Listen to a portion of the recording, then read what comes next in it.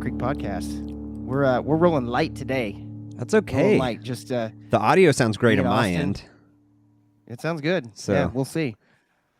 Jesse, we've dealt with buzzing and humming, and we had a cable just short out the other day, I guess, because during the podcast started buzzing, so I had to kind of bend it just right, like there it is, and prop some garbage next to it, Gotcha. So yeah, we're always. I mean, cables wear, but just always it's always like 5 minutes before a podcast it shorts.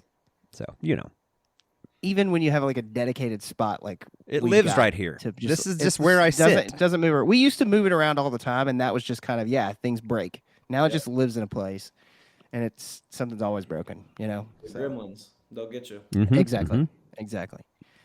So okay, so Abe's got things to talk about, but just so y'all know who the third is. It's Jesse from the Jon Yacht, and we'll get more into that in a minute, just so you're not listening to the next few minutes of nonsense going, wait, what? That doesn't sound like the other two idiots. On here? They're used to 4 idiots, not 2 and then a normal person. Gotcha. We know 2 of those voices.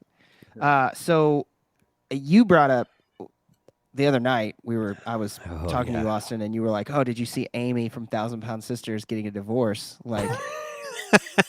I was like, you just no, threw me I under didn't, the bus, dude. Like, I would never say that to you on the phone. No, but she is. I did say those Google words, search Abe. Of Amy Slayton. Did you see that Amy is getting a divorce? And he said, "What?" I said, "Yeah, bro, Google it." That was a conversation between 2 40-year-old males. Yeah, no doubt.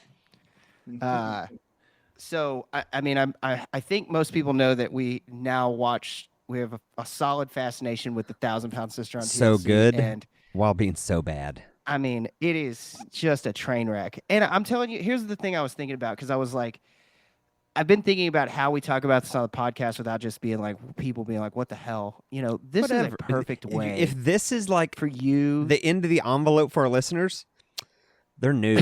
They're new that's here. True. That's true. Oh, dude. But I recommend, I was thinking about this the other day. I think that this would be a very positive thing for you guys who go out and hunt all the time. And you're like, it's March. You need to kind of, get yourself right with the wife from being gone all the time. Only sand bass on Saturday. Only sand bass fish on Saturday mornings. Yeah. Like, now's the time, be like, hey, honey, we should watch 1,000 Pound Sister, and start a reality show, and then you can follow along and just be enamored by it. But it'd be better than watching one of those Real Housewives or any of those like dating get married shows. Those those make me irrationally angry, and I don't know why. That's personal issues, I'm sure. But well, I mean, there's obviously a large amount of that gets watched in my house as well, and I just can't. I was cleaning windows last night, right? What she was watching Vanderpump Rules, and it's just it's manufactured garbage. Like one girl's like, oh, I have to go to the bathroom real fast, and leaves her cell phone on the table with a bunch of people at a restaurant. Like, no one goes to the restaurant. No one goes to the bathroom and leaves their phone in a public setting on the table. You're manufacturing garbage. 1,000 Pound Sister. I don't really think there's a lot of manufactured. I think they probably are like, hey, let's go out to dinner.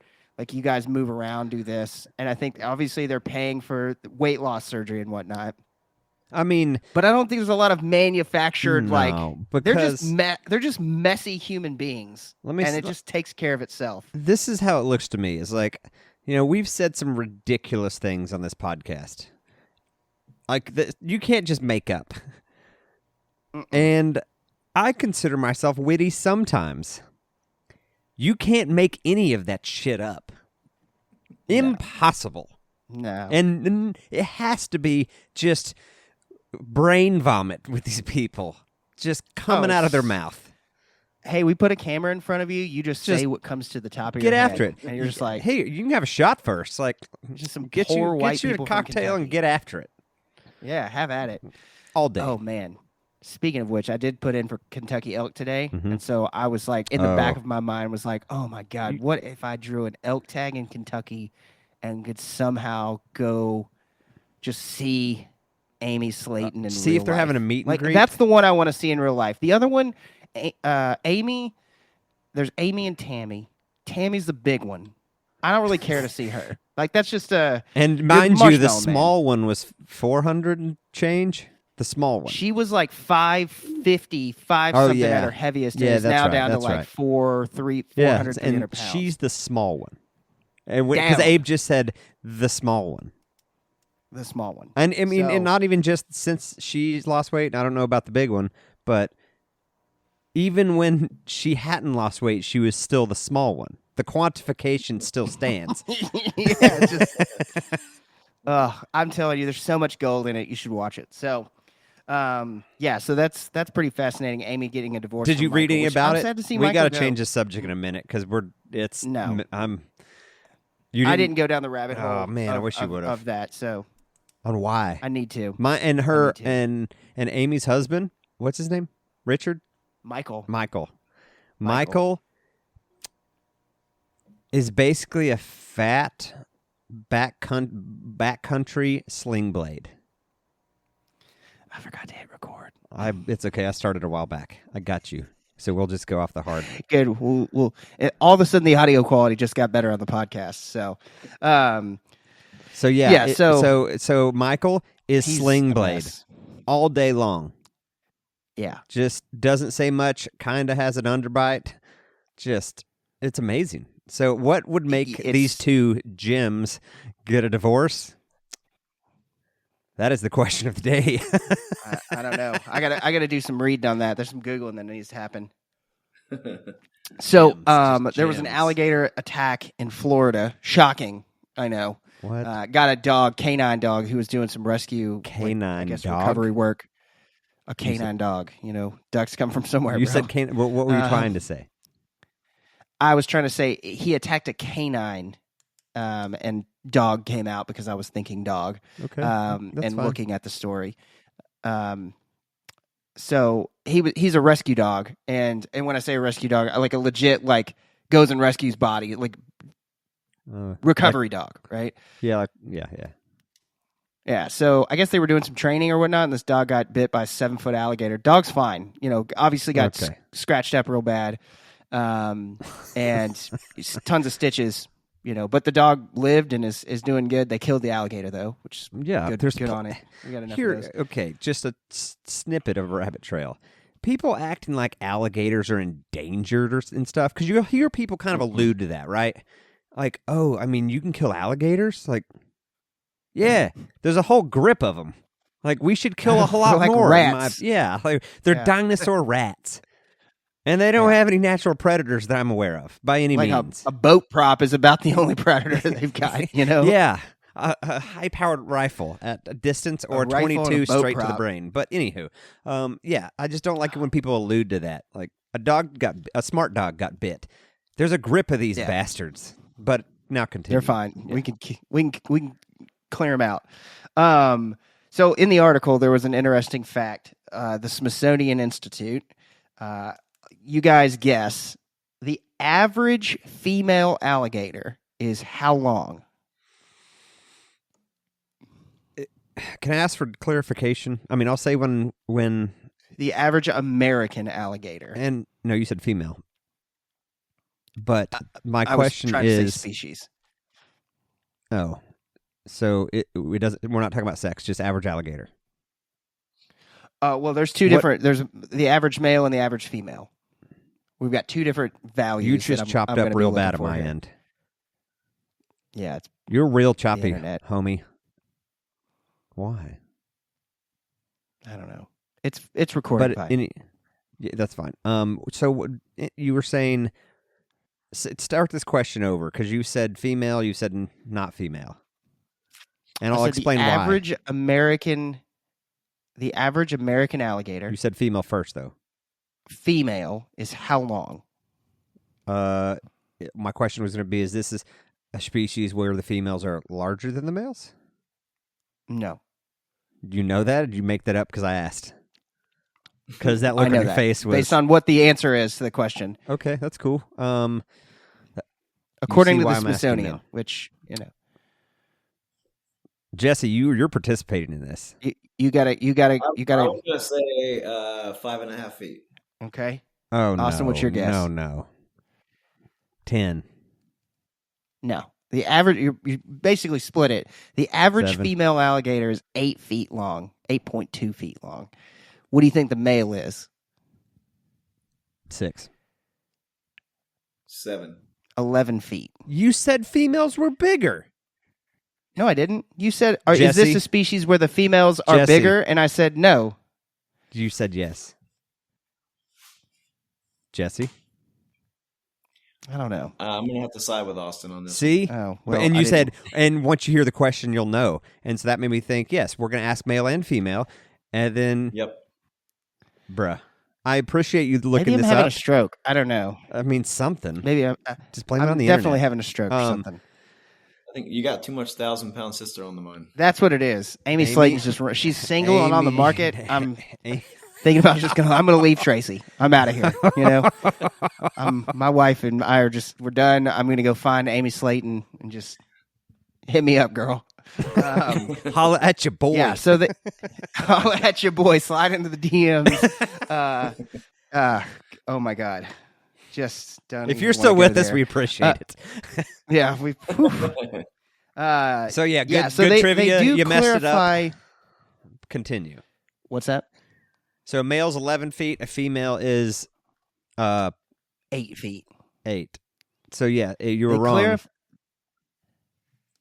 Yeah, the males are bigger than the females. Yes. And I thought I said the females were the smaller of the two. I did not, I'm sure. So, but they clarify that anything over 4 feet is a problem. That's a threat to human. You know, so this has come up on this podcast. The reason I'm saying this is obviously remember our talk about the fight. Attack. Yeah, I'd like to pose this question to Jesse: is if you were walking through, you were out duck hunting, and you were in, thigh deep water, and a gator got a hold of you, right? At what length do you think that you could successfully fight it off? Not using the gun. You don't have the use of the gun, obviously, because that would level the playing field. With a dinosaur. I would say probably 5 feet. You got 4 feet. See, that's yeah. Do you know what Abe said? I think of it as like if there was another human around the same size that was trying to overpower me in the water, I don't know. That'd probably be around the same size. Abe said, "What did I say?" Abe could 100% fight off a 6-foot alligator. Mind you, Abe's never been in a fight. No. So, I think I hit somebody back in elementary school. There you go. Like playing football. So outside. Abe's confident he can take down a dinosaur that's the same size as him, but only built for killing. Abe podcasts well and does computers well. This thing just kills shit. I erred on the side of caution at 4 to 5 feet. Exactly. That's a wild beast. Yes. yeah, no doubt. I I think 3 or 4 foot, and I think 4 foot would be a fight, Oh, no. Based on it's going to be a fight. Based on time of the year, so the spunkiness, and if they've eaten and are lazy, Mm-hmm. I still think 5 foot it ain't good at all. And it's definitely erring toward the side of bad. Yeah. Shit's going south. Yeah. That's for sure. Yep. It's the rolling that gets me. They snatch one of your limbs and start rolling. Well, that limb's useless after that point, if it still exists. Dude. So it gets your arm. A bionic leg. Hey, if it grabs your forearm or your hand and goes spinning, adios. Do you think it just snap it right off No. It would F it up real bad. Oh, yeah. But it would be dangling. And that would be if you kind of fell and it could get you rolling. There's so many factors. I think it coming off, you'd have to get caught up in something and some force, because there's a lot of tendon and stuff right there. Shoulder's a big joint. Yeah. I mean, hell, elbow. My real question is if turn. I would shit and piss myself or just piss myself. Like, imagine walking through the marsh and then just out of nowhere a gator snatches you. I'm like, it's coming out of all ends. I think. Oh, no doubt, no doubt. I'm evacuating all like things. A squid, just inking. Pure fight mode. 100%. 100%. He made me 100%. God, what a mess! Like, oh God, can you imagine? Just don't cut my waders off. Don't cut my waders off. Poke holes in my waders. Don't. It got my arm. Don't poke holes in my waders. And your little high pitched scream, that would be. Oh. I think that would only send it into overdrive. I mean, it might be kind of like that one mutant dude on movies who can scream, and it might go, nah, fuck this, and just leave. This one's got issues. Yeah. Do you have any more trivia Jesse, questions? I only had I'm moving to the direction of the topic of the podcast, which is boats. Sure. What is your favorite, like, boat fail Instagram follow?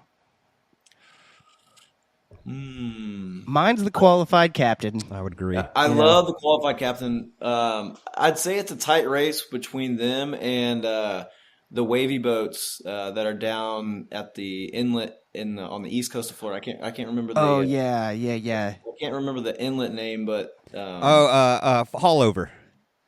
Haulover Inlet. And, Qualified Captain. Haulover Inlet they're is. pretty close. That's some good YouTubing also. Yeah. Oh yeah.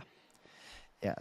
I saw a good one the other day. They had about 30 people on like basically Jordan's boat. Like legit had 15 people on there, I think. And and it went down shockingly. Yeah. Yeah, right. This definitely goes toward our topic also. I've done some real dumb shit in the not super long I've owned a flat bottom mud boat. But the stuff you see on there, I'm just like, I'm dumb. But I'm the first guy to admit that. I'm top of the list. Yeah. But no, just none of you understand how a boat works? Mm-hmm.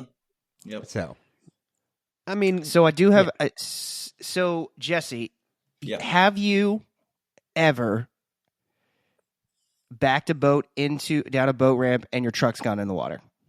Personally? Yeah. No, I have not. Would you buy? But mostly because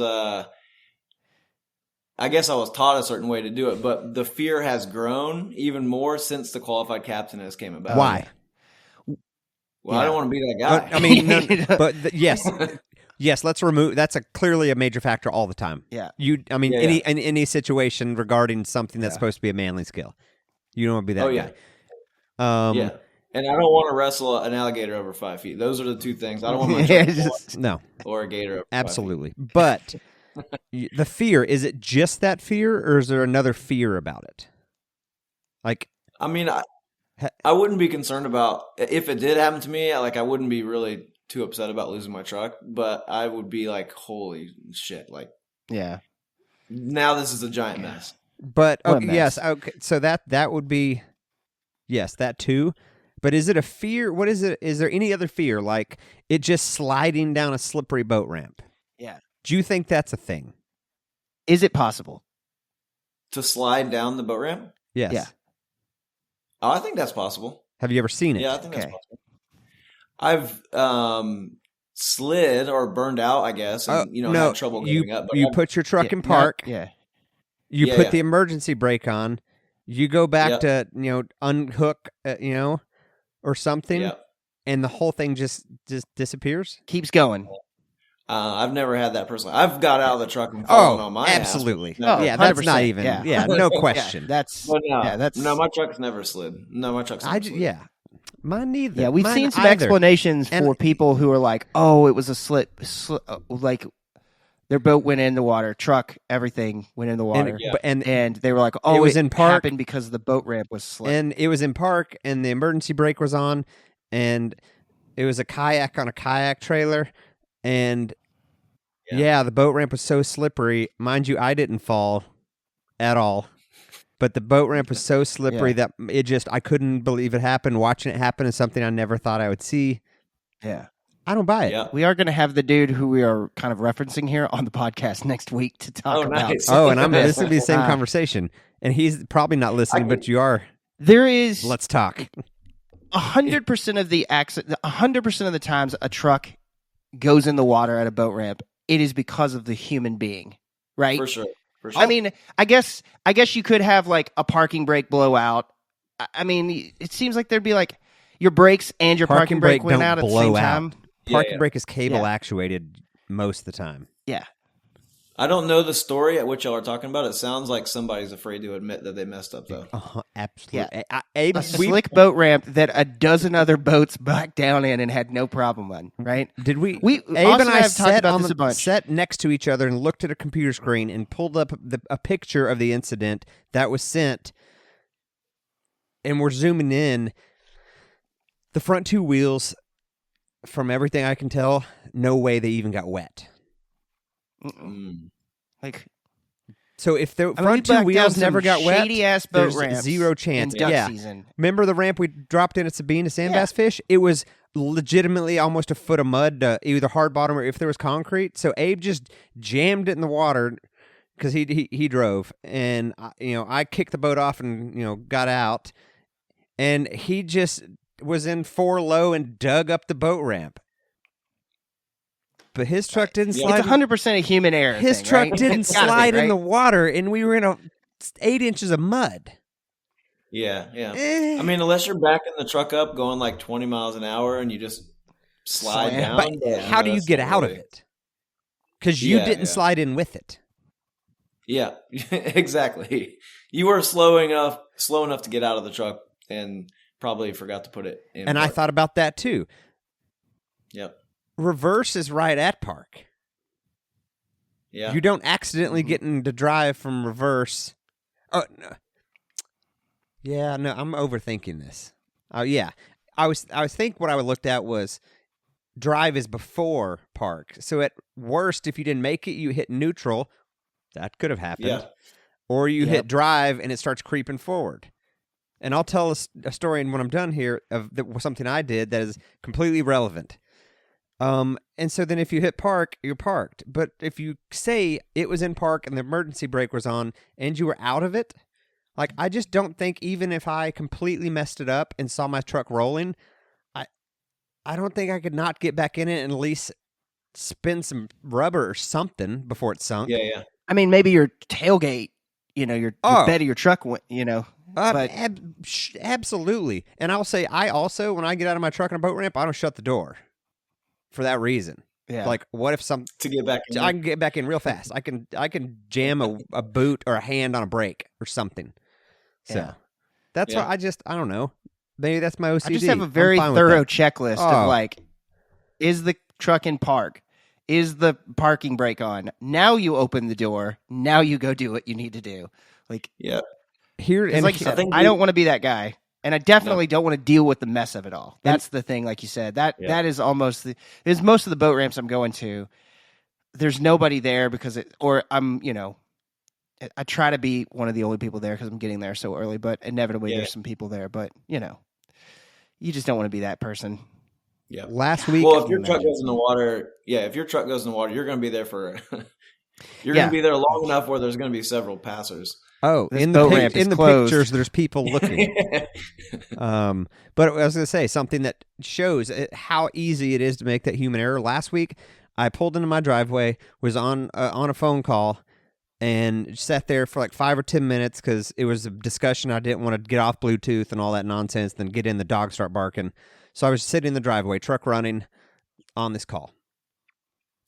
It's been a minute, and like I was had my foot still on the brake. I would have sworn on everything that thing was in park, and I creep forward and rub my bumper on the garage right there, and it put some paint on it, and Goof Off took it off, and it scratched it like just in half an inch. I would have swore it was in park. So did he. Yeah. So did he. Yeah. That's exactly what he did. I mean, it's human error. And I creeped forward like a 1.5 feet, moving my foot 6 inches either direction. You're out of your truck? Nah, bro. It's in the water. She gone. So, well, I mean, you know how it is when you get to the boat ramp. It's like you're ready to go. You might have had a long drive, whatever. You're amped up, and even it's easy to. I think it's easy to make an error. 100%, and we're not judging the error. Yeah, by any means. It makes sense. I did it in a different direction, basically. Yep. Just say it. You're just gonna. But you're just gonna get boom roasted. You got to just take it. Take it. Join in. God. Join in. I would hope that if it does happen to me, that it was captured on film and it can be on Qualified Captain. If it is going to happen to me, I would like it to be like, let's go all the way with it. Let's just steer into it hard. Yeah, let's do this thing. 100%. But it has to be at that point. Yeah, no doubt. So, Jesse, Jon Yacht. What started this whole thing? Tell me let's hear the history of it. First start with what is Jon? What is it? Yeah.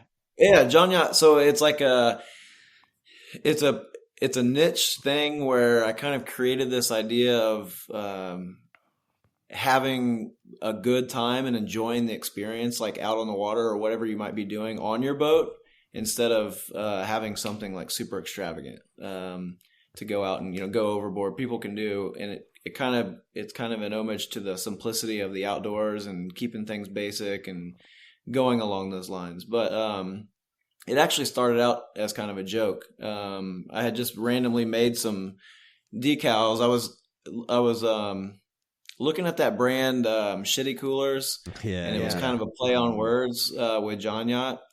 And actually, what started it, what kind of pushed me to do it, several years ago, this dude named Cody Webb, he came out with a song. It's called John Boat. But we were watching it, my wife and I, and we were like hysterically cracking up. I was like, I'm just gonna try something. I'm gonna make some decals, put them on some of these forums that are on Facebook, and like people took them up quick, snatched them up. So I kind of just went a little bit with it, and it's kind of blossomed into a lot of different things, and met a lot of really cool people along the way, networking through there. But yeah, man, that's pretty much it. Living a simplicity of your boat and enjoying being out on it. I hate the term, but a lifestyle brand. It is. I hate that term as well, but yeah, it doesn't mean much anymore. Just I'm a lifestyle brand. Everything, but this truly is. But anyway, it is. Yeah. Yep. It is definitely, and maybe it's just my perception of the whole thing, but it does seem like there is an awful lot of people who are embracing the, John boat, tiny boat nation of like, you don't need the $90,000, $100,000 sparkly bass boat. Yeah, getting into any big boat like that you're into six figures at like. You add one thing a minute. Yeah, no doubt. But continue. But some of these, like the tiny boat guys and that pond prowler thing that they've done. There's some cool stuff that people are like putting together in just like little boats. And like when COVID hit and people were bored in their garage, not with all the stipulations, people got super creative and. It exploded the last probably 3 years. It absolutely exploded, the whole John boat scene. Yep. They're a lot of fun unless you get into the wind. Yeah. It's a big kayak is all it really is. It's like, okay, are you going to buy a $5,000 Hobie, or you could go buy yourself like a little John boat and fix it up and be out kind of the same thing. And now you got a boat and kind of go that route. It's more of a tool than a something pretty that sits on a trailer. That is so true. That's kind of how I see it. Like we were talking about how much Abe misses his busted, dented, ran hard aluminum boat when his 23-foot bay boat is sitting in the slings behind the house. Yeah. Right here. And I get it. I've said it would now be really hard for me to own a fiberglass boat. Maybe if I lived on the coast, but just because I've gotten so used to just not caring. Like the first time that you drove over an oyster bar and we're like, oh, I hit that. And then you're like, all right, keep going. Yeah. Or logs and all the stuff we hit here. Whatever. So I just feel like I've never owned a boat that's not aluminum like this. So my brain has completely programmed that. And I feel like I would just, immediately run into a stump with a fiberglass boat. Like, done. You would. Like, guaranteed. Then you're upset. Yeah. Yeah. So do you have a Jon boat or a Jon Yacht? Yeah. What do you rocking? Do you just have one? I do currently just have one. I'm on the coast here in Charleston, South Carolina, but I have an 1860 Triton, but it's nothing special. It has a 75 Honda on the back, and it does everything that I need it to do. It's great. I'm going to soon get another smaller Jon boat because the 1860 doesn't go as shallow as I would like. You just need to put yourself a mud motor on that thing. Yeah. Well, I would have one, but being along the coast, I don't think keeping up with that extra, saltwater maintenance is kind of a pain in the ass. So yeah. I mean, and there's gives and takes for sure. Mine I don't go fast, but I just exactly I spray it off. That's what I was about to say. Yeah. And I mean, they make them galvanized, if you want. So yeah. And Abe, your motor looks fine. I mean, is there some rust on certain things? Sure, but that boat's lived at that boat's never been off the coast. Oh. Yeah. So, it's I love it. Like I said, it's great because I can run, in most anywhere I want to go. But do you run a jack plate? Not so good when it's Jesse. On my boat, no, I do not have a jack plate. Okay. Yep. But every time I think of the mud boat world and surface drives, like when I explain it to somebody who doesn't really, or maybe has never heard of them before, I think of it like this boat is like if you were imagining somebody who just like got out of prison, they got a handlebar mustache, and this guy is like cruising down the river, and you can hear him and see him coming down the river. And every time I see somebody in a surface drive, that's what I always think. It's like the guy's a convict. I'm working on growing a mullet right now. That's what it's so funny to see. Yeah, like this dude. This is like the Harley on water. It's fantastic. See, I always say it's the 4-wheeler of the water when I'm trying to explain it to people. Like like you can go shallow, like you can run over stuff. I'm like, oh yeah, and you can see him pondering like it's like a 4-wheeler. Like all right. Mm-hmm. Yeah. So that's Anytime you go, like I took my neighbor out in mine before it, went to the shop, and he was just like, I can't believe this thing.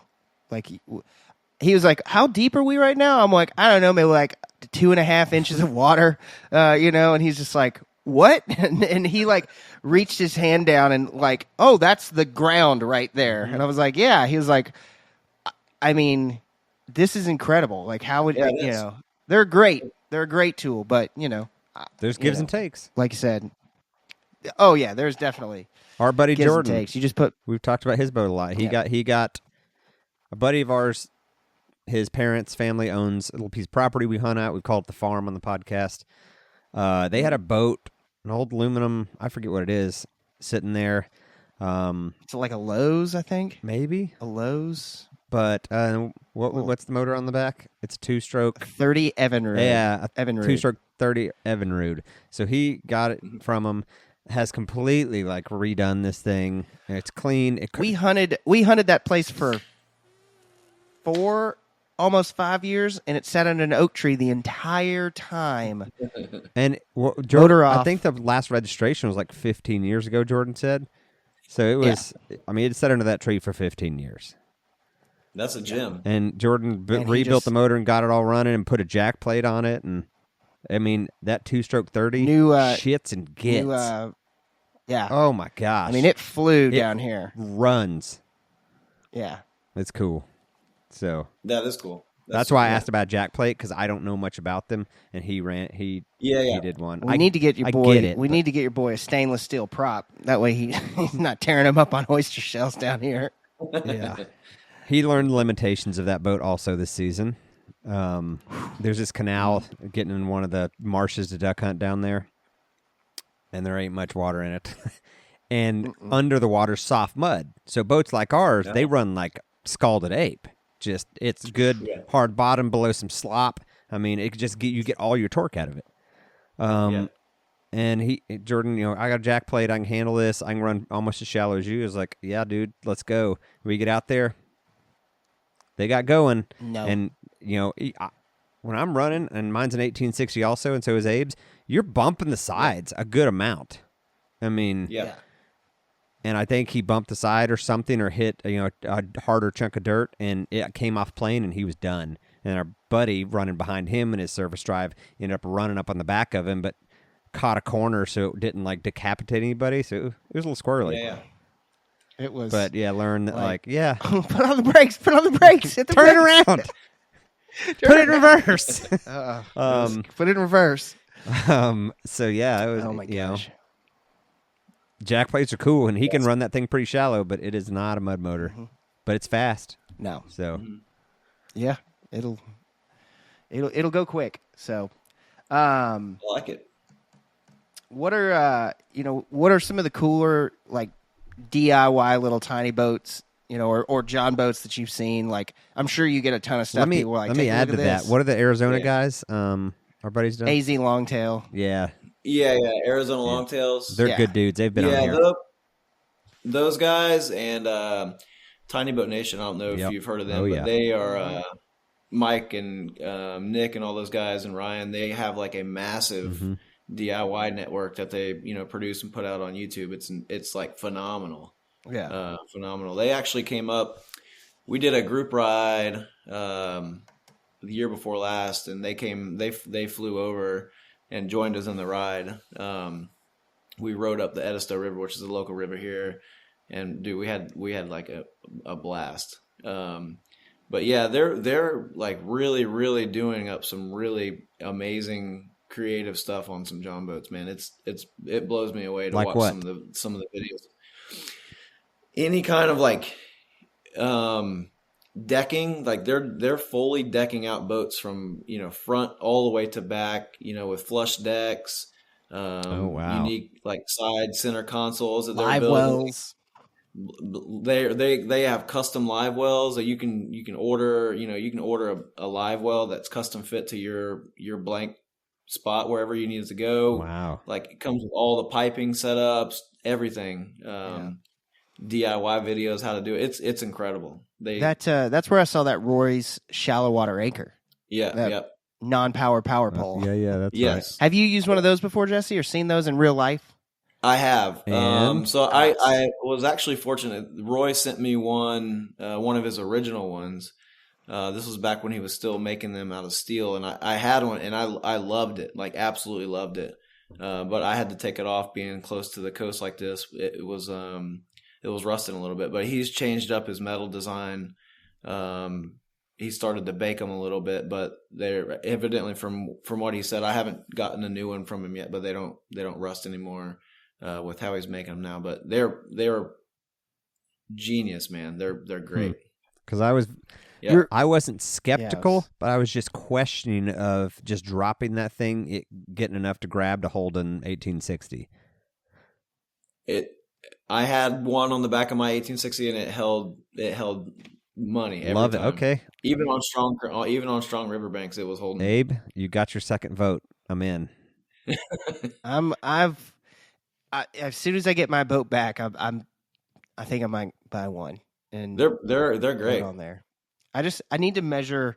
I need to see. I've got a pulling platform on the back of my boat, so I just need to make sure that I can. I wonder if it's going to be like in the way at all, but we'll figure it out. I just need to measure that out. I've got ideas. Yeah, and Mike, I know he just made a new video that I saw. I haven't had a chance to watch it yet, but he just made a video. I know Tiny Boat Nation is getting ready to come out with a new manual type, but it's going to be all aluminum. So that might be a different option, but I can personally attest to the Roy's holding an 1860. Love it. Okay. Love it. Yep. And like I said, I wasn't just like, no way. I was just curious, questioning.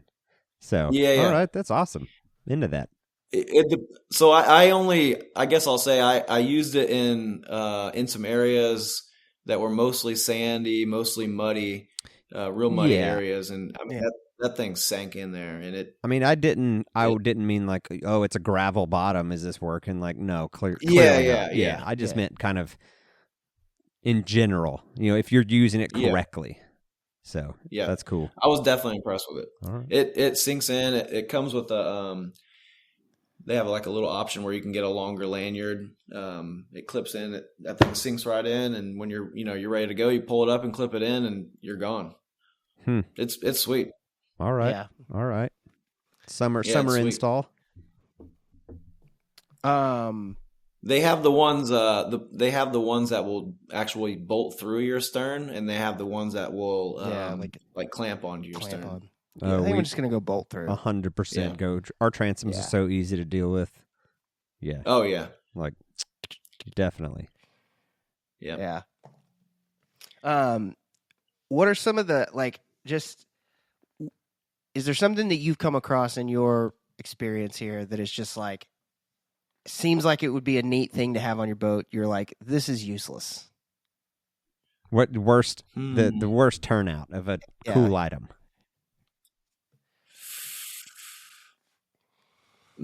Off the top of my head, no, I can't really think of anything that I've put on there that I've. Toys are always neat, right? Instantly thrown off. No, I can't think of anything right off the top of my head. No.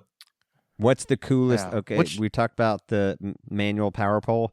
What's the next? Like, what's if I'm not saying that's not the best, but what's the best thing you found? Like, you got to do this. I guess it all depends, man. Like what you do and what you use your boat for. I would say set it up for what's practical for you in your area. But for me in this area, I would say a stick anchor is definitely one of the most used things on my boat. The trolling motor for me, I do a lot of fishing, so the trolling motor is a huge thing for me with the battery setup and how I have it on there.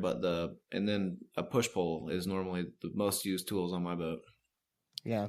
Do you have a pulling platform? Stick anchors. I don't have a pulling platform. I usually keep a large cooler that I'll keep strapped to the deck. I don't really like the permanent setups just because I use my boat for so many different things that I don't know. So I kind of keep it a little bit mobile with a cooler that I can strap, like a hard rigid cooler. I'll strap down, but yeah. All right. And I guess my stick anchor is a lot of fun. Outboards, are shorter too, because trying to pull around a surface drive that's hooked up, tillers down, and it. I put C-deck or hydroturf. I hydroturfed my whole boat this last summer or 2 years ago actually. Wow. And it had a pulling platform, and I took it off. Not a pulling platform. I'm sorry, it had a push pole. But the guy, it was from the coast, so I think he just pushed him around real slow or something. But it was horribly useless trying to pull over a mud motor. Oh yeah, yeah. I will say too the what you mentioned with the turf. There's all different kinds of EVA foam, but the hydro turf or C-deck, whatever you choose, that is definitely a super versatile tool. Oh my gosh! Especially if you're in a hot area, you can burn whatever. Yeah. But it definitely dampens that sound a lot from walking and noise and stuff like that. I did it. I painted the boat and did that kind of at the same time, and so I didn't have to paint the deck. And I had some horse mat stall laid down in the main floor. Yeah, kind of heavy. I just wanted hydroturf. Once I did it, and when the dog would be in and out during duck season, he would slip a lot, and labs and hips and nah. And so double reason really. It's the best thing I've done to my boat, and how well it cleans up is baffling. Like we hunted up in the Panhandle, Texas, and it's red clay. I've got it's the lighter duck camo, whatever it is. Yeah. It was red. And I left it for a handful of days afterwards. Just life got busy. It looks good as new right now. Yeah. My shotgun case from 3 years ago still has red shit all over it. 3 years ago. And I've washed it out tons of times. Oh yeah, and it just won't go away. But it cleaned right off that hydroturf. It's magic. Yeah, it's I was so gonna good. say, I was gonna say if you do like hunt a lot and you get a lot of blood on your decks, I would recommend getting some sort of a textured pattern, like those solid, like just a solid gray. Oh, yeah. Like if you care about that kind of stuff, I would definitely get some sort of a patterned foam. Yep. But I could care less, but I couldn't care less. But somebody did post on like one of those Facebook forums I saw the other day. They were like, "Hey, I'm thinking about hydroturfing. Are there any downsides to it?" And I thought about that for a while. I was like, I can't think of one downside. No. To doing it. I'll tell you, I bought sheets on eBay and did it myself. Yeah. Man, talk about measuring 100 times and cutting once. Those sheets, sheets of hydroturf are not cheap. And I'm pretty cheap. No, they're not. I'm cheap. So I built cardboard templates. Yeah. Yep. And even like to get around welds, and then kind of did that, worked on it a few times, and then laid it down, and then cut it a 1/4 inch wide, then laid it down and cut on it. It turned out perfect. I couldn't be happier. Nice. But I mean, That's awesome. it was stressful for me because, like I said, I dipped my toe in OCD, so I was just like, oh my god, I cannot mess this up. So, but it's the best thing I've ever done. That's great. Yeah, a lot of people do the cardboard trick, like you mentioned, or they'll put like a giant sheet of plastic, like a painter's plastic or whatever, and kind of that way you can see through the plastic, cut around your edge. Okay. Then after you cut, you can lay that down and cut your foam on top of that. But that's good. Yeah, there's 100 different videos on on YouTube now for tips on installing and all that kind of stuff. But definitely one of the best things I've put on my boat. I will circle back to that any day. Yeah, like you said, quieter. The dog doesn't slip. It's not hot in the summer. It cleans so well. Yep. Love it. Abe, what are you Googling right now? I was looking at the Jon Yacht page and was looking at one of those transom, like motor mount. I saw those today, actually. Like stick anchor. Mm-hmm. But basically like a spud pole hole. It's going to be, it's not really going to work on our boats. I don't know what they're called, but what do you, obviously you sell them on the website, so you got to believe in them, but I have a stick anchor and I just stick it in there. Now I have gone through the handle, which is kind of a pain in the ass because I have an angled transom. So it's kind of like you got to lean out a little bit and try to get it in there sometimes. So I think something like that would be pretty neat. They're fantastic. They universally mount to motors. Okay. Motors, their bracket patterns are fairly standard, but they mount literally right on top of your bolts that are already there with your motor, and it's plug and play. Stick your mud pole right in there, and you're ready to go. But they're great. So it bolts on the side where outboards kind of swing, right? On the side there. Yeah. Right where your outboard mounts, you usually have 4 bolts. Yep. It plugs right into the top and bottom on either port or starboard side of your boat, and you can bolt it right on, and you're ready to go. But on mud motors, since we don't have that same thing, so mud motors is the only downfall with those. I don't have anything like that would, with the mud motor, how those are mounted. You just have to get the one that just bolts right to the transom. Yep. That's kind of what I was about to say next. So I'd like to get one. I'd like to find one that mounts to the front. Here's the move, dude. Just take it to a welding shop. They'll sand down your paint. They'll just weld a piece of aluminum pipe on there. And then have them put 2, like 1 on each side of your bow. Mm-hmm. Like honestly, it probably cost you a couple $100, and then throw some paint on them, and you're done. Yep. Yeah. The if your boat has the put the 2 on the back that corners down the rails. Yeah. Do y'all have the T-track system on your boats that run down? I don't.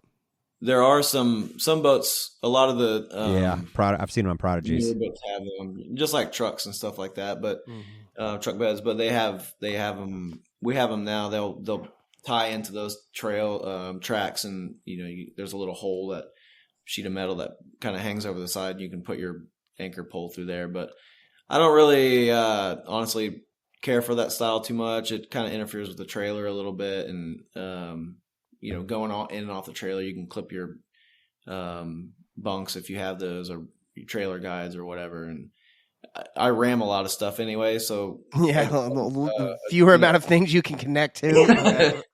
Something that's hanging over an extra 2 inches over the side of my rail. Oh yeah, that's fair. Yeah, that's the one thing I have become hyper vigilant about. It's just everything down in the boat as I run through things. Yeah. It's like, Yeah. I'm don't snag things. anything. You know what you're seeing too, to go back to spud holes, because that's what they're called. Yeah, there we go. What they're doing when they're installed at factory, it's just a pass through, like a skylight, just pass through the hole. On these Go Devils, there's not a ton of foam fill up front right there. And if you're cutting into it, you could refoam it, but getting it out, I'm going to rant now. Getting it out's going to be a giant pain in the ass. But if you could somehow find out how thick your rail connection was right there, you might be able to have them not torch it because of the foam, but hole saw it. And if you could punch through like that, yeah. Hell, you could do it either way. Because if you weld in a pipe, your foam's going to be dry still. All right. I'm going to go on a tangent. So, yeah. No, I think we can make this happen. I just want it for like the shallow water anchor off the back, and then just a pole in the front, and then just the ability to just run, like, especially when you're running up and you're scouting stuff, and you're just like ram the thing up on the riverbank, drive an anchor into the ground, and then go, Yeah. It just kind of goes back to whatever you use it. If you're doing that kind of stuff, you just tie it off to a rope and jam it in the ground, and whatever, that works perfectly fine. But that anchor, that stick anchor, I have, because the wife and I will go out to the Offit's Bayou, like sandbar basically, right? And just like I see people trying to put the anchor out there, and she's like, "Oh, you want to anchor up?" I'm like, "Oh, fuck no!" I just stick that thing in the ground and attach it to the front of the boat and move on. I'm like, "We're done here," and. The only thing that I think would be nice, and that especially on once I get when we go do like the Texas mud motor guys. I was about to say, we'll go do those mud runs. Jesse, so if you y'all can anchor end the up front down and the here, back you can so it ride with doesn't us. swing in the wind. You need to come do do that. About the one at Lake Cotto? Yeah, that's that one also, we're going to do one in Louisville. Yeah, there's one in DFW here also. Okay, It's honestly 20 minutes from DFW Airport. Oh, that's awesome. You land and you can. Yeah, I hope to hell my boat is back by then. If not, you should still fly. Just fly up here. I'm thinking about it. Ride with me, and Jared can ride with Jordan. Yeah, there we go. Yeah, but and Jesse, you fly in and come Jesse, with us. And you can ride with Jordan too, because he's got that little shit it and get it. Mm-hmm. Oh my God, those runs are so fun, man. Yeah, those runs are so fun. Yeah, I haven't done one. I just see them, and they look like a ton of fun. Yeah. Look like a lot of fun. When I used to ride motorcycles a whole lot, I'd done a bunch of poker runs, and it's kind of the same deal. Like, you're just riding around, just doing stuff, and they usually do a poker run at these deals too. But it's just drag racing. Yeah, I'm not the drag racer, but the poker runs, man, just to hang out with a bunch of people and run around for the sake of running around with purpose instead of just, I guess we'll drive this direction. Yeah. So oh yeah, I can't wait. Go this way, go that way. We did one. We just did one last summer. We went up a local river here, up the Cooper River. But the Cooper River goes into the Santee Lakes. We rode up probably 20 miles up this river, and then we got in a lock. The lock goes up about 85 feet, and we had like close to 60 John boats in this lock, and we all pulled in there. And it got a little crazy in there. But yeah, it took about an hour to float up to the top, but it was, oh my God, it was so much fun. That's cool. Whole lot of bumping into each other. Oh yeah. The water's like churning everywhere, and everybody's loud, and their music's playing, and it was a lot of fun. That's kind of cool. I did see that. That was pretty neat looking. I was like, oh my God, they're all on a lock together. Just the thing that was wild when we got up to the top, up to the lake. When the gates opened up, like I couldn't imagine like what the people were thinking. Like, all right, all these surface drives are firing up, all these, here comes like 60 John boats out of the lock at the same time. Like, what in the actual hell is like really what's going on? This seems like Mad Max, but rednecks and boats. What are y'all doing?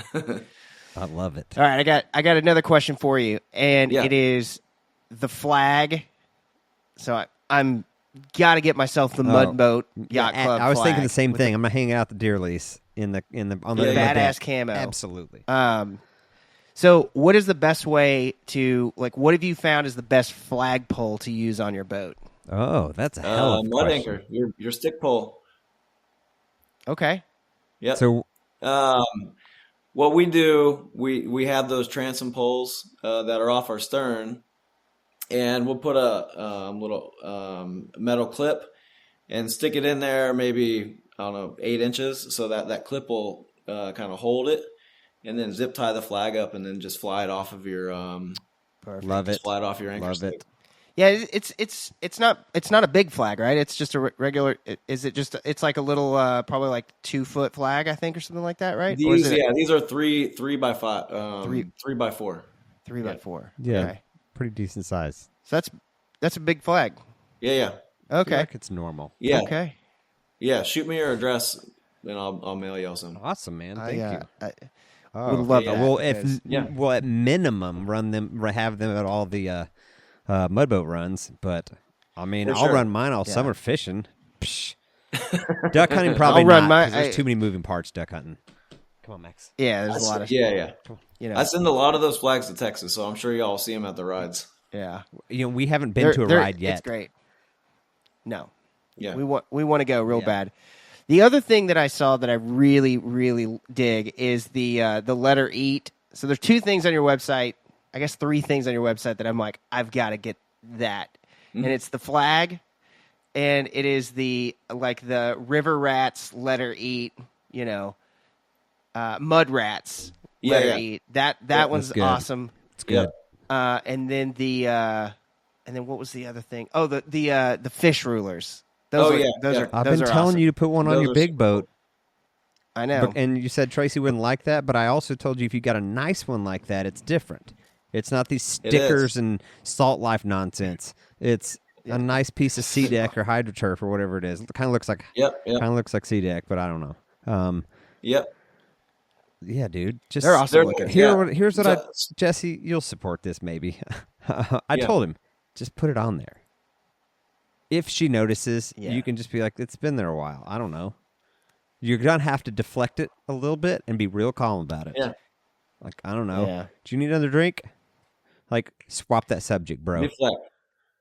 I'd say put it on and deflect. See? 1,000-pound sister. I'll help. Just bring up 1,000-pound sister and you're fine. Bro, do you want me to take the heat for this? Don't look over there. Do you want me to take the heat for this? Austin did it. Exactly. Yeah. When you're down here. I'll be down there in like 2 weeks. Here, I'll take the heat. Put it on bro. and be like, oh, I don't know. No, Austin did it. No, we'll just do it. And you do not bring it up unless she asks. And then just be like, there we go. Yeah, we were out trying to catch those sharks on the jetty, and Austin stuck it on there because we didn't want to take an undersized shark because we wanted to be able to eat shark steaks. Does that sound good to you?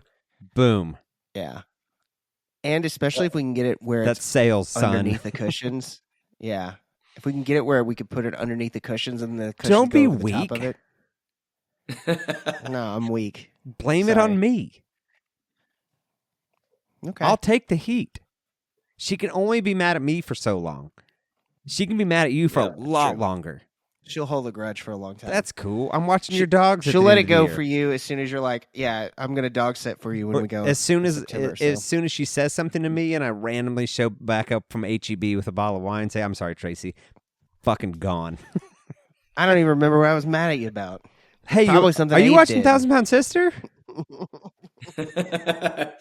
Oh, I got you, bro. It's like the fact is that it's come up twice now. Like things like, "Hey, have you seen this?" And she's like, "Jesus Christ, you two are monsters." She doesn't. She should understand my personality by now. Everything's all or nothing. Yeah, I get it. So you said you fished a bunch, Jesse. What do you? What's your? You kind of have a mixture of things there, just like we do down here, I'm sure. Yeah. So what's your favorite thing to go chase, fish wise? I would say my favorite thing to do is go offshore fishing, but secondly, well, just it's just the most exciting thing in fishing you can do is go offshore fishing. But absolutely.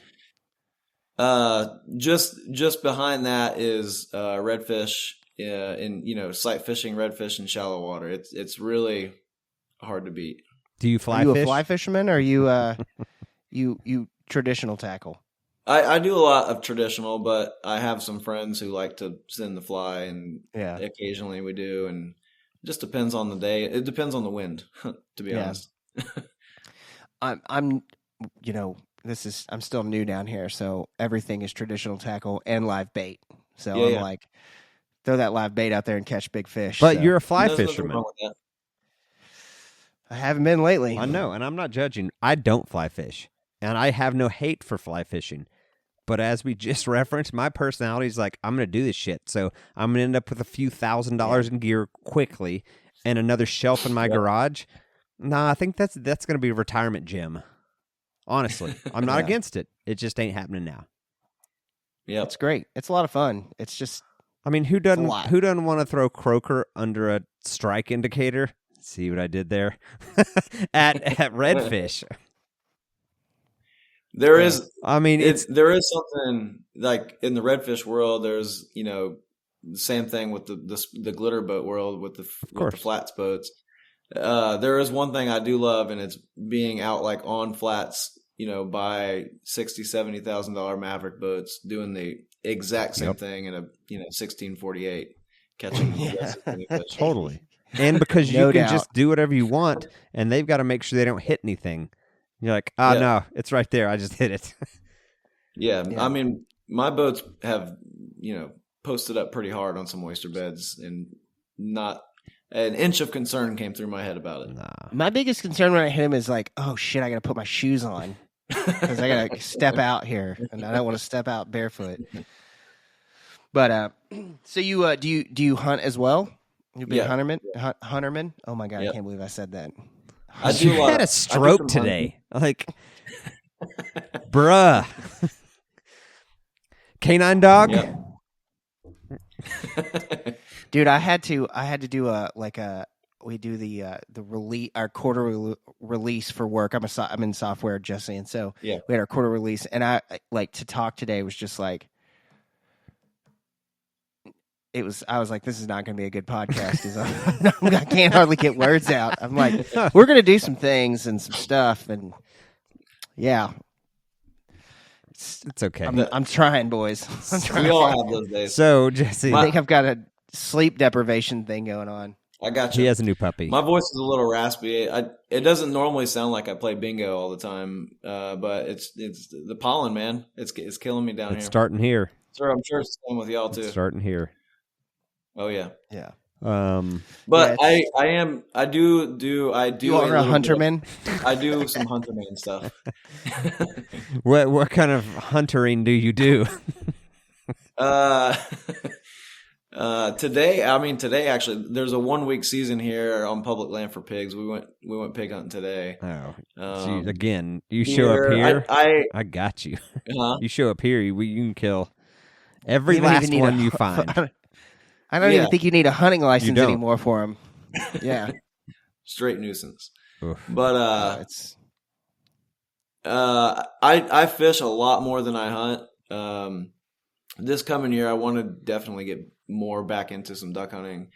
Just mostly inspired by this previous year of deer hunting and how many duck holes I found. So that's killer. Yeah, we're avid duck hunters. I have a deer lease. I love shooting deer. And we asked this question to every guest. We kind of stopped actually. Now that I say that, if you could shoot not a lifetime buck, but a solid whitetail, like real nice, or a nice mixed bag of ducks. Not even a question in my mind. The ducks, with the dog and my buddies and the nonsense, and it's like I've got deer on my wall, but nah, duck hunting all day, every day, all day. It's a different sense of excitement. It's this. I could go that route. I mean, I love sitting in the deer stand and chilling and thinking, but man, sitting in a blind when it's cold, and I hate being cold, so it's just really an anomaly for me. But Yeah. Sitting in the blind, being just the social aspect, talking shit and eating garbage food, and the dogs with me all day. Like, yeah, I can't. I was tired by the end of this season, and now it's March, and I'm like, man, it really sucks. Season's over. Yeah. 365 more days till hockey season starts. I'm with you. I'm just like, and this is the first time, like, I feel like a race because with Olive, like, it seems like it's like normally at this point I'm like, that's his new puppy, lab puppy. Over, yeah. It's I have a new yellow lab that you may have seen jump up on me and bite my hand a second ago. So you just saw her walk past there. For Jesse, for those of you on Spotify right now, you didn't see anything. Yeah, so this is the first year it feels like a bit of a race to like get her to a position of like, you got it. Yeah, no, I'm hoping so. She's dog. Been doing great. Yeah, she's been great. She's doing good. I mean, we're really just on obedience training right now. Some like just very limited retrieving, not even really anything of any consequence. It's all obedience training. She's behind you right now. She's taken to sit. She's taken to heel. I don't know where she's at. She wandered through the frame. Right here. You're doing great, and she's smart. Yeah, and smart ones are the worst. The Cornerstone thing has been great. It's been I got that Cornerstone Gun Dog Academy, and it's been wonderful. Because there was no way that I was going to send this dog away. And I'll say this: when we were getting her, there was no way that I was going to send this dog off to be trained. I guarantee you, there could be an argument that my wife would be like, "So, how long would she be gone?" 4 months. 4 months. Do it. All right. Send her. I'm really enjoying doing it with her. Going through that. I couldn't support you more. Yeah. That's been the thing. And like I have an unhealthy attachment to this little shithead. That's Max. He went to school for 4 months. I gotcha. I was going to say that bond is important. With the dog, yeah. It's crazy. They're wonderful. So I'm looking forward to it. I was looking at the duck blinds in the Mow Marsh for the Invisilab. It's the only way to go. It looks like they've redesigned it a little bit since the one that you've got. From the one that you've got, it seems like a smaller opening. I don't know. But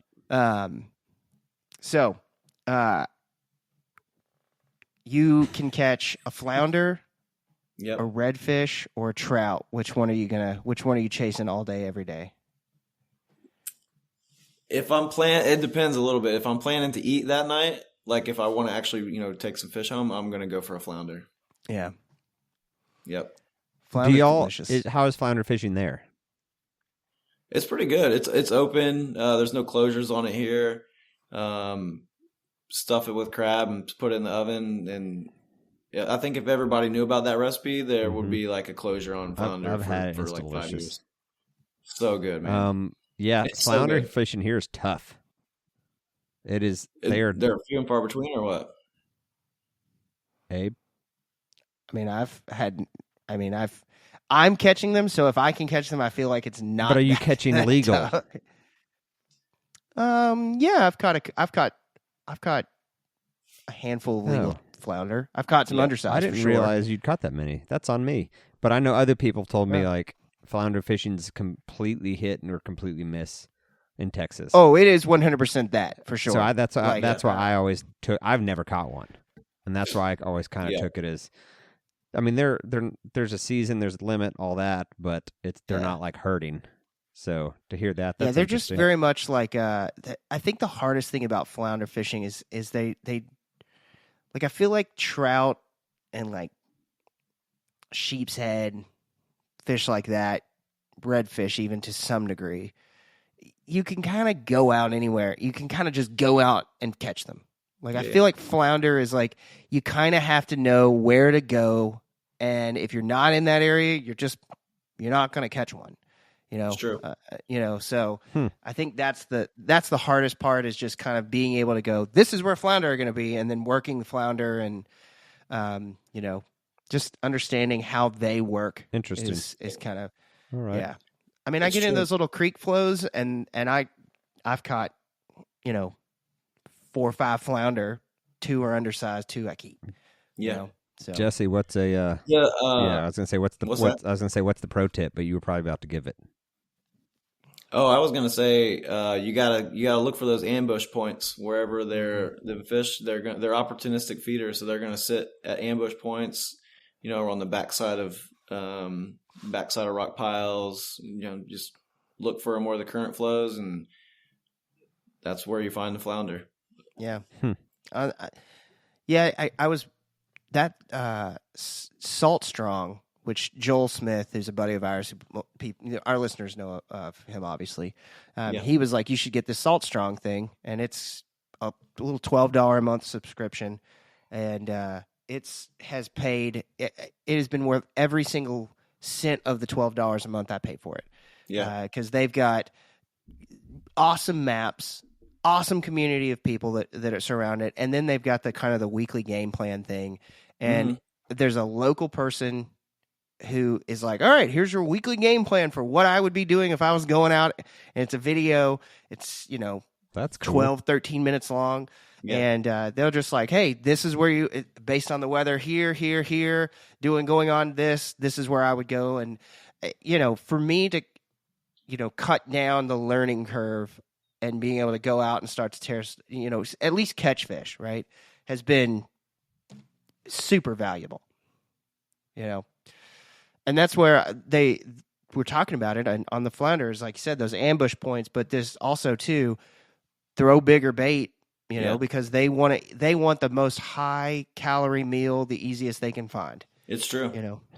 So it's true. See, I just got an education. I hate to knock on guys that operate within the regulations and stuff, but the guys who gig and gig multiple times a week in the same areas, and like if here in South Carolina you can have a 30 boat limit of keeper flounder, and if you go fishing you're going to catch a good day, you would boat 5 flounder, but if you're gigging, you can really wreck some flounder. But if people are gigging like multiple times a week, or once or twice a week, bringing 30 flounder in per trip, it's like it's gonna put a hurting on them. Clear out an area like quick of flounder. Wow. Especially keeper flounder. Yeah. Yeah. I mean, it's fun. Don't get me wrong. Gigging is I definitely want to go. I've never been. I want to do it so bad. I want to bow fish for redfish. In Louisiana, you can do that. Bow fish for redfish. That's the Neutral Rodeo next year. We're doing that. You can do that. You can do that here as well. Really? That's awesome. For sheep's head, redfish. I don't think trout fall within the category, but yeah. I feel like a trout, even a big trout, would be hard to shoot with a bow. Yeah. Yeah. My parents. You're gonna my parents live in Charlotte and go to Charleston a couple times a year. Sounds like I need to meet them out there at some point and go shoot some big fish in the face with an arrow. That's cool. One of my good friends here, Kevin, he just started up. He runs an outfitter here called Old Oak Outfitters, but he just started up a bow fishing charter up on Lake Marion and Moultrie, and they knocked this is on freshwater side, but they knocked down a lot of like really, really big carp and gar, and even Arkansas blue catfish and flatheads. They're knocking down a lot of stuff. That's cool. Yeah, we get big carp and gar here too, just massive. Oh yeah, that's cool. Yeah, that's another reason I want my boat back, because I can 100% gar fish right out of my backyard. And I'd love to go run around these canals when it gets hot, and these gar in there, and there's some monsters that run around, and I guarantee you we could go just tooling around in the lights, snag a bunch of them. Buy you a bow fishing bow and Just sit out there and drink I a got beer. the bow. I just need to buy the bow fishing setup and just whack them while you're sitting out there in the evening. Mm-hmm. I've been catching trout, dude. The trout are coming into the lights. So I caught 3 last night in like 8 minutes. That's cool. Yeah. Jared would have been mad because I didn't touch one of them because I didn't want to get my fingers dirty before bed. Oh, my gosh. Hey. These are the things you get made fun of for. Hold on a second. So, Jesse, what other... So, obviously, y'all do, like we said, lifestyle brand stuff, decals, flags, koozies, hats, shirts, all that stuff. But, you started doing some hardware. Maybe you have been, but the spud pole mounts. What else did I see on there? A handful of things. What's next on that list? Go ahead, sorry. Honestly, there's a lot of accessories I'm trying to get into, but what I'm trying to do is like embrace the Jon Boat community and find those people who are coming up with great ideas and want to maybe make them a little bit larger. If I'm gonna do it, like I'd love to do it with people who are inside the community. You know what I mean? Sure. Like and doing and loving the same kind of stuff and coming up with like quality ideas that are practical and will be useful for people. So if you have an idea, I'm open to lots of different things, but that's basically how I'm trying to look. Have you heard of the brand High and Dry? I have, yeah. He's a buddy of ours. He lives near me. And very cool. Not the waiter company, by the way. No, you're not saying waiters, right? You mean the poles and the backpacks? Yeah, the poles. Yeah, cool. Oh yeah. So, man, we met Jordan at the Big Ducks Unlimited Expo 2 years ago. At Texas Motor Speedway. How was that 2 years ago? Right, and it was right. I just don't believe that was 2 years ago. That's insane. And I remember walking up to that booth like, what is this? And we start talking about it, and then I'm like, yeah, that's what's up. That's where it's at. Mm-hmm. And Abe and I both left with him that day, I think. And we've become buddies. We all got his Tortuga backpack, and that thing couldn't be better. We got to see some prototypes. So, man, that's somebody you might want to talk to, and I'm happy to connect y'all. But that'd be great. Jordan's a thinker.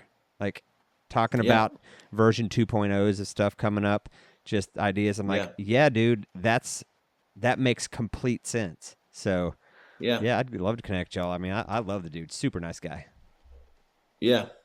I just, man, like the practical gear sense, like I love the idea of sharing, that kind of practical gear. Cause man, like if you get a good piece of gear, like that's like irreplaceable when it comes to that kind of stuff, those times when you need them, like, I would love to put that kind of stuff on my website. I couldn't be happier for Jordan, but I also can't believe no one thought about that before him. Just because you're always trying to lay your gun on bushes, or I mean, when I've got the dog of the Mow Marsh, it's nice for me because I can rest the gun there. But as a whole, you're always trying to just jam it in a bush or something. In Texas, we don't have trees. BTK has a marsh pole, and it's just not the same. Like it's like with that stakeout stick that I've got with a little like hook on it, and that's it. And you just got to jam that thing down in the mud. It won't hold the weight that thing holds. I mean, that thing will hold 4 guns and 3 backpacks. Yeah, one little I almost got to the point where I'm like, just give me all your shit. I want to see how much crap I can put on this thing before it starts to tip over. And even when it does start to tip over, that foot pole is so wide it catches it, and it just won't. It'll just kind of cattywampus. But I tried. Jordan Grimes, not Stockton. Jordan Grimes and I, we tried to build one ourselves. Yeah, we were like, we want to try this. It's not that complicated. We can take PVC. There's just no way you can build one. There's some thought behind it. They're great. Yeah. And the backpack's wonderful because I think everybody knows how much of a Dr. Duck fan I am, and I bought one of those backpacks. I used it for 2 seasons, 3 seasons maybe, and I got rid of it. And I didn't get rid of it. I just moved on. Gifted it down to my brother. It's a great backpack. It's too big. Yeah, the new ones are great, but the new one still doesn't compare to me. Like the new Journey backpack, I think that they've got, it still just is not as.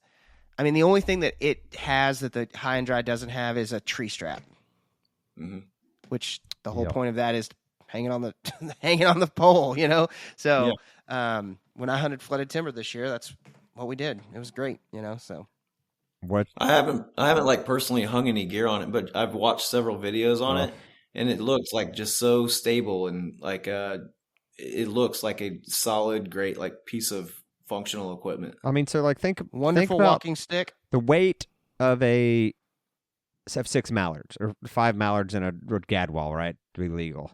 Yeah. It's pretty heavy strap. So those poles and even the plastic hangers, blind bag, shotgun, full limit of mallards, you know, maybe your jacket, doesn't even phase that thing. I mean, that's incredible. I mean, it's nothing. It doesn't, all day. It couldn't be happier with that device.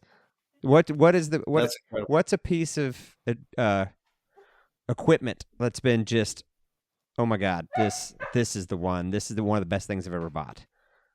Yeah. What would that piece be for you? Until you get a High and Dry. But until I get a High and Dry. Austin, you're trying to work on that 2.0. Yeah, right. No, I'm just. I know. It's just. I was joking. We've paid for everything we've gotten. Yeah, from exactly. Clarify that on this. We don't get things. We bought our things because we're supporters. Yeah, that's great. The honestly, I would say on my boat it has to be the stick poles that we have. They're not like High and Dry stable, but they are a different kind of durable. The ones that we make, they have a different mixture with resin to fiberglass, and if you've used them before, you know most of the brands that you buy, the bigger name brands you buy, you'll get splinters up and down your hand from the fiberglass that rub. But these we make them up in Columbia. And when they're finished, Columbia, South Carolina, sorry. When they're finished, they get like a veil that's melted over them, and it prevents these poles from splintering. And you can bend these things down a really, really good bit. I've pushed my boat over mine, and when it's been stuck in the mud, I've never had one crack or break or splinter. But yeah, that's all right. I'm gonna have to look into that. It's definitely the most used piece of equipment on my boat. And I'm sorry, I was chasing down Little Olive Burrito, as known. Is this? I didn't see this on the website. Is this something new that's coming out, or? We had them on there for a long time. We just recently took them off because we're kind of restocking and redoing. Gotcha. We're working on multiple links, and then we're working on a lot of people were asking for longer ones. So we're working on like 2 and 3 piece models because some people were asking for ones up to like 16 feet. Oh, wow. Yeah. So we're working on, different models for that. So yeah. I mean, you can't, I got one of those like little shallow, what is it called? A shallow stick or stick anchor or whatever. I got it on Amazon, and I would love to give one of y'all's a try when they come out. Yeah. And same thing with High and Dry. I'll buy it. You know, I'm not gonna. Yeah. I don't want it sent to me. I'll buy it because it'll be worth it. You know. We came up with with like a shortened model. It's about 3.5 feet. We're gonna use it for those like quick sticks and pulling up in sandbars and little things like that, but just a different option. I mean, down on the coast here, I've learned 6 feet of water is deep. You know, I mean, obviously you got the ICW and you go out to the shipping channel and stuff, but 99% of the water I run into, if I'm in 6 feet of water, I'm in like the ocean. You know, it's like that's deep water. You know, yeah. So and anything for around. those Yeah, for those who have tried to put a 6 or 8 foot spud pole into the more of a sandy kind of bank, it's harder to push a a long pole in than if you have a 3.5 foot one. You can kind of get that leverage on it. Yeah, you can get it in there if you want. Yeah, no doubt. That was kind of the idea behind it, but yeah, I mean, especially like said, if shallow water like that, or if you're rolling up to in a river, and you just want to. You can almost stick it in sideways, and just that's kind of a nice thing. I could see that on the. That would be a fun thing to have. So yeah. What did I miss? What's the fun thing to have? He was talking about a 3 foot shallow water anchor, like just the stick that's 3 feet. Gotcha. I know there was one other thing I wanted to ask, and I need to just get to my. Oh, I'm going through the wrong thing. Your notes? Yeah, I'm trying to look up my notes here, make sure I get everything covered. You said you were out on your boat today, Jesse. Were you fishing or just cruising? We went looking for some pigs. Yeah, you said. Yeah. Yeah. That's cool. Yeah. No luck? Yeah, we got one pig. They're not as thick here like they are down there with y'all, but no. Yeah, we managed to get one. We got some blood on the deck. That's cool. That's good. Yep. Yeah, you come down here. It's different here. Put you on pigs with with thermals, suppressed thermal ARs running around the woods. I got you. It sounds fun. It is. That's a lot of fun. I mean, to put it in perspective, our little hunting lease is 1,400 acres. There's 12 of us on it. Yeah. We have a 5-month whitetail rifle season out there. Yeah. We keep track of pigs during that season, and just those 5 months, we usually break 100 easy. And that, I mean, during the summer, I've been in camp on a random Saturday, and people brought a dozen in. Oh man. I mean, it's a whole different ball game here. Abe and I were trapping for a bit, and at first it was fun to catch a dozen pigs at a time, and then it became such a chore. That's a lot of work. just getting them out of there, out of the trap, and they tear the shit out of everything. Everything's destroyed as soon as you time. I mean, we had 5 in there. We had 5 at one time, and we were like, we'll go and get him in the morning, and by that, like within 7 hours or something, they had just destroyed the trap, like uprooted T-posts. It was because it got muddy, so they were just able to just go crazy. If the dry would have been hard and dry, it would have been fine. Most I've ever shot out of a trap is 22. Oh my God! Yeah, I think I'd rather back my truck into the water and have to deal with that than pull out 22 pigs. No, you don't. Trust me, it's not that big a deal. If there's big ones and you can't just kind of chuck them or slide them, you just pull it like side by side up to the gate and just start winching them out. That's what I was gonna say. Tow them out. Yeah. So sounds fun. It is, and then it is. I mean, and there was many years of my life I was just ready to shoot pigs. Like, let's kill pigs. Angry at them. First, and then I've been a member of this lease for 4 years now, and had come for a handful of years prior as a guest. And man, I was into it. I couldn't tell you the last time I sat in a blind and tried to kill a pig. Yeah. Yep. Just if I'm out there in the summer, it's to hang out with people. If they want a pig hunt, that's cool. I'm usually cooking or hanging out, so it's fun. Sorry, don't get me wrong, but it's like everything else. Once you just done it a bunch, it's another thing. But shooting them out of a boat, I've never done that. Well, we didn't shoot them out of a boat because that's illegal here. Okay. But it's not here. We shoot them out of helicopters. You can blow them up with Tanner right here. I've shot them out of what I was saying. Helicopters. Yeah. In Texas, it's a little bit different, I guess. Yeah. You have to kill 80% of the herd to maintain the number that you have. Yeah, and that's incredible. There's no way you could do. I mean, without poisoning, which is just a rabbit trail that the state has wanted. The agriculture horrible plan. They tried to do. They were thinking about doing it. It's just you just can't do it and not have a ton of just horrible side effects to the whole thing. You know. Yep. Pig gestation is 3 months, less than 3 months. They're by 3 months they're back in heat. So a female pig can breed every 3 months, and oh my god, and get up to a dozen in a litter. And they're sexually mature at I think 9 months. So, dude, that's some quick math. You can't keep up with that. No. So it's just they're everywhere all the time. Yeah. You don't go anywhere in Texas and not see pigs. Man. It's crazy. Maybe it's not quite like that here. Oh yeah, the panhandle's different. They thin out once it gets colder. They're up there, but not like East they Texas. Are in East Texas or South Texas or down Central Texas marshes or and all that. North Texas. Yeah, you just go shoot them. We were duck hunting a couple seasons ago. Heard some racket in the before the sun came up. We were sitting there just waiting, had the setup going and everything.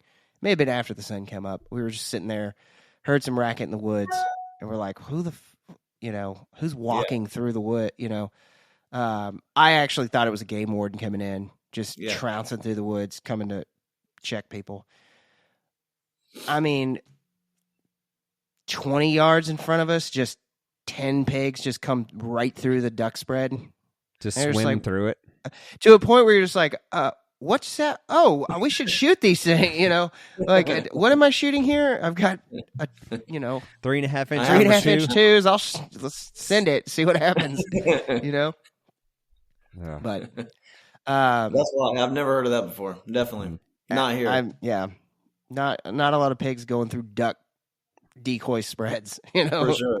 Yeah. Thankfully, they didn't get tangled up because that was the one thing I was like, oh shit, they're gonna get tangled up and then it's just gonna drag decoys off somewhere.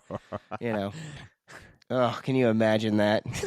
What if you saw what if you were just randomly out and you saw a pig with like a decoy attached just to it, tangled up into it? Gosh. Dragging a duck through it. I'd be tight. You'd be like, I know exactly what happened right there. Yeah, seen it. Seen it. Love it. Love it. Well, any cool hunts, fishing trips, anything cool like that coming up soon? I'm getting ready to retire in a couple months from the Coast Guard, so I'm trying to plan something along the lines for that, but nothing official yet. Yeah, nothing official yet. That's cool. That's awesome. Congratulations. Yeah. Thanks. Yeah, that's nice. Any cool things coming out from on the Jon Yacht side, like things to be on the lookout for? For sure, we have we're trying to do like an organized spring release, I guess you could call it, of different types of gear we got coming out, a couple different accessories, lots of different styles of hats. We get so many different people wanting so many different things with hats. I try to do as much as I can, but. Spring release. We're going to release, we don't have an official date yet, but coming up. Some cool things coming out. All right. All right. Did you watch the Jon Jones fight this last weekend? I did not. Are you a big UFC fan or sports fan? No. I'm not really UFC. I watch sports, but not too much in the fighting world. Not fighting. Yep. It was awesome. Was it a big show? There were some horrible undercard fights, at least one. And I didn't see the Jon Jones fight, but I know what happened, and it was, the dude's the GOAT. He's the man. He's just...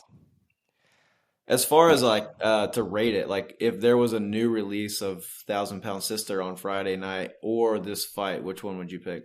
Oh, Jon Jones fight. If I wasn't paying for the pay-per-view, Jon Jones fight for sure. Yeah. I sat and Tracy was like, I was like, hey, well, let's go out. We'll watch it at I think there were two places down here in Galveston. You watch it at Hooters or Brick House Tavern. So we were going to go to Brick House Tavern. Yeah. Yeah. And she was like, I just don't want to go. Just buy the stupid thing. So I bought it and I sat there and I watched the before the prelims fights, all the prelim fights, all the way up to Jon Jones. And I just had a blast drink a bunch of ultras, pizza rolls, waffle fries. It was great. It sounds by great. myself, just by myself. Me and Olive. That was it. Me and Olive, and it was. I was like, I should call a buddy. No, I'm just gonna sit here and watch this, and it was great. John won me some money, thank God. That's good. Yeah, picked a four fight parlay that ended up paying off, and it cost me a 6-pack of beer, and I've always got a stash of pizza rolls in the house, so for sure. It's cheaper than going out to a bar. Oh, no question. Yeah. It was like I rented a movie on Amazon Prime. It was last Friday because I made that turn and burn to the lease to see if deer camp got destroyed in the tornadoes, and it did not. So that's cool. And was listening to Elton John on the way back, and decided I wanted to watch Rocket Man again. And sitting at home watching movies, like I've got a media room up here, but sitting at home watching movies, way better. I agree. Yeah. All day. You just go to bed, just pause it, go to the bathroom. Yeah, or fall no asleep. one's talking. Yeah. Yeah. It's great. It's great. All right. So, Jesse, you lived on the coast of South Carolina kind of your whole life, right? No, I was actually born in Texas. I was actually raised in Indiana. And since I've joined, I left home around 18, and I've moved every couple of years since then. So you've been on the go, huh? On the go, my man. I was going to ask, since you're on the coast, I want to hear your number one, what is your number one hurricane prep tip? Hurricane prep tip. I would say just leave. Make sure your insurance is straight and leave. That's the Coast Guard in you, I can tell. You don't have to deal with your Most of the people I talk to down here, their number one tip is buy a lot of booze. Yeah, I get it. It depends on how you want to ride it out. Yeah. But that's a good option. I would say that's a close 2. Wow. This is going to be, I lucked out this last year, didn't have anything, and I feel like this is the year that we're going to get a hit with, at least the side of one, a tropical storm, so I'm anxiously awaiting my first one to go through. Have you been through one? I have, yeah. I've been through many. Yeah. I've heard this year is going to be a slammer, but I've heard that before. So yeah. Tracy asked me, she's like, "What are they saying?" I was like, "They say the same shit every year. It's going to be the worst one ever." Yeah. Last year was the worst one ever. I don't even think one hit inside of the Gulf. Yeah, I mean, right. I think maybe one in Mexico. Yeah. The Yucatan Peninsula that got some, but outside of that, Florida, they got the Louisiana treatment this year. Yeah. What's hurricane season down here again? July through October, right? Is that the same? Is it the same all the way around? Because they can form and just move. I mean, I'm retarded clearly, but I think it's like July to December. Yeah, December. Yeah, something like that. It's the end of the year. Yeah. Yeah. Yeah, the wind shear. Till the water in the Atlantic gets too cold. Exactly. Really is what it is, form to form. I mean, it's going to be a crazy year, so we'll see. Hopefully not. Hopefully Austin can help get my... Yeah, hopefully not. I hope not. That'd be... I hope that it's another anticlimactic hurricane season. Mm-hmm. Hopefully they just form and then just hook right back out and dissipate in the Gulf. Yep. Go hit Greenland. Gosh. Go up there and mess with them. Yeah. Anyways, well, we appreciate you being on, Jesse. Yeah, I appreciate y'all having me. Let me know if you're ever in South or North Texas. We got you covered either way. Okay. We'll hang out, and if you're down here, we'll go catch some fish. Vice versa, if y'all are up here, let me know. Will do. Definitely. I'll be here. Will do. Definitely. I'm not going to take y'all pig hunting because I don't want to. I don't want y'all to get jealous of how many we got and have to move there. It's like the best kept secret is Charleston. It's like the most underrated pig Charleston. You're in South Carolina, right? Mm-hmm. Yeah. But you guys got some don't you guys have no, I guess that's not South Carolina. Like Sitka blacktail deer? No. I think it's further north. Where's that? up in Jersey. Yeah, it's a little further north. Maybe like Maryland, I guess. Yeah. I'm trying to think of where they're at. Yeah. Chesapeake Bay, I think. There's not really anything out of the ordinary. Actually, probably nothing different than y'all have. Yeah. That sounds right. Any cool ducks there? I'm trying to think if there's any cool ducks there. No. I mean, obviously regular ducks, but like out of the ordinary ducks that are like, oh, they have mandarin ducks there. Yeah. Yeah. Not anything that's out of the norm. Yeah. All right. Yeah. Cool. We'll have to figure it out. Let's get together. I can't wait to put a Jon Yacht, a mud motor Jon Yacht flag on my boat. I'm super excited about it. I got you. We're gonna run around and do hood rat shit with the mud motor guys in May. Sounds like fun, man. Poker run. So if somebody wanted to purchase a number of things, stickers, hats, T-shirts, fish rulers, spud poles, flags, spud holes, where would they find you at? We are over at thejonyacht.com.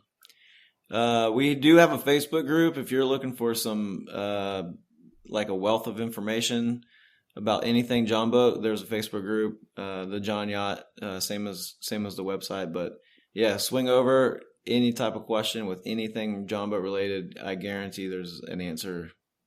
Multiple answers, probably just waiting for whatever your question is. So. And that is John as Jon, not JOHN. Yeah. No H. Yep. Yeah. JON. For anyone listening who doesn't know much about John boats. That was the tie-in for John Jones because it's spelled the same. See what I did there, Austin? Yeah, you're grasping at straws, buddy.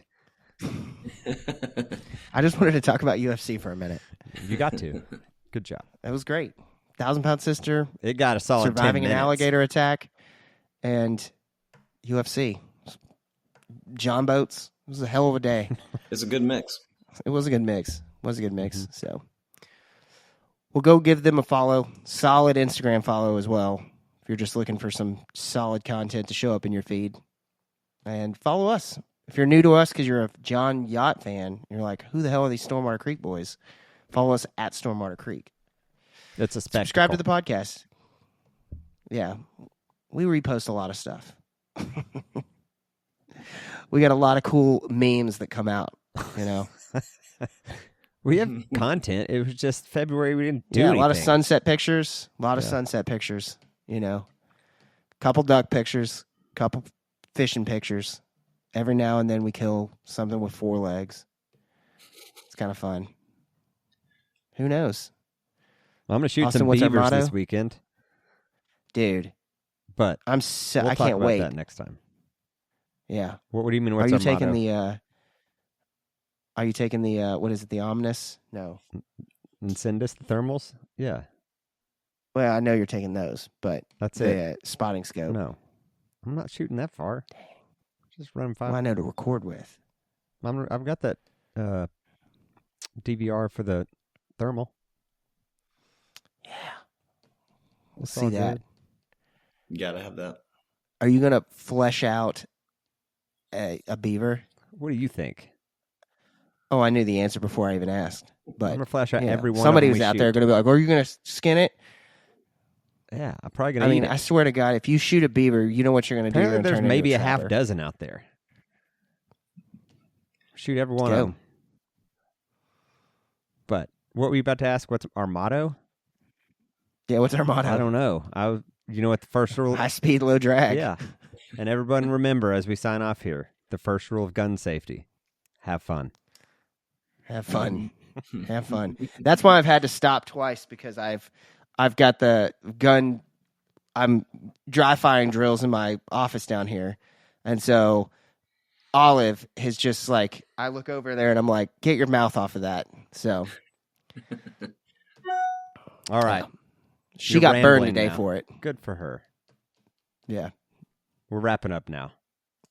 All right, everybody. Thanks for listening to the podcast. Q Braley. Stormwater Creek is the best. Grinch, the captain. Abe, the helper. Jordan, the problem solver. I hope you like Stormwater Creek. Stormwater Creek.